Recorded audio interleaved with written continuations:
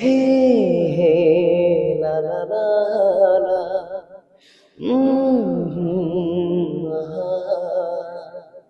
ସକାଳର ପହିଲି ଗାଡ଼ିରେ ଚାଲିଯିବି ତତେ ମୁଁ ଛାଡ଼ିରେ। ନାଇଁ ଅବଭିୟସଲି ବିଶ୍ୱାସ ହେଉନି ଏବେ ଯାଏଁ ବି। ଏବେ ବି ଫଟୋ ଦେଖିଲେ ଫିଲ୍ ହେଉଛି ଦାଦା ଅଛନ୍ତି ଯେମିତି ଆମେମାନେ ତାଙ୍କ ସହିତ ସେଲ୍ଫି ଉଠାଉ ମାନେ ସେମିତି ମାନେ ଆଜି ଲାଗୁନି କି ଦାଦା ଆଜି ବି ଆମକୁ ବିଶ୍ୱାସ ହେଉନି ସେ।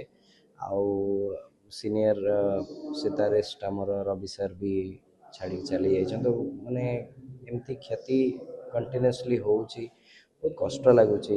ଉପରବାଲାଙ୍କର କ'ଣ ଇଚ୍ଛା ମୁଁ ଜାଣିନି, ବଟ୍ ବହୁତ ପେନଫୁଲ୍ ରହୁଛି ଏ ଟୋଟାଲ୍ ସମୟ। ହ୍ୟୁମାନ ସାଗର, ଅଭିଜିତ ଦାଦା, ତାପରେ ରବି ସାର୍, ନିହାତି ଭାବରେ ବହୁତ କଷ୍ଟଦାୟକ। ଦାଦା ମୋ ନିଜ ମାନେ ମୁଁ କହିବାକୁ ହେଲେ କି ମୋ ଯଦି ବାପାଙ୍କ ଜାଗା ମୁଁ କାହାକୁ ଦେଇଛି, ମୋ ନିଜ ବାପାଙ୍କ ପରେ ମୁଁ ଅଭିଜିତ ଦାଦାଙ୍କୁ। ମୋତେ ଆଜି ସମସ୍ତଙ୍କ ଆଗରେ ଚିହ୍ନା କରେଇଛନ୍ତି ସେଇ ତାରିକ ଅଜିଜ ବୋଲି କିଏ ଚିହ୍ନିଛନ୍ତି ଯଦି ଦାଦାଙ୍କ ପାଇଁ।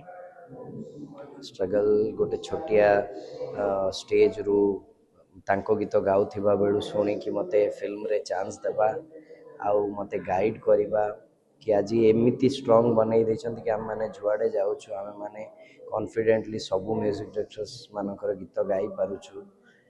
ଏ ଆଉ କାହା ପାଖରେ ନାହିଁ।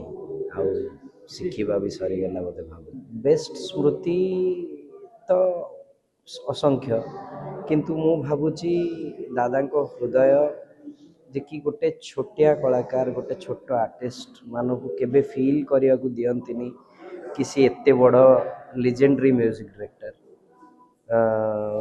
ଗୋଟେ କଲେଜ ଲେଭେଲରେ ପ୍ରୋଗ୍ରାମ କରୁଥିବା ଗୋଟେ ନର୍ମାଲ ମେଲୋଡ଼ି ସିଙ୍ଗରକୁ ସେଠି ଦେଖିକି ତା ନମ୍ବର ମାଗିବା,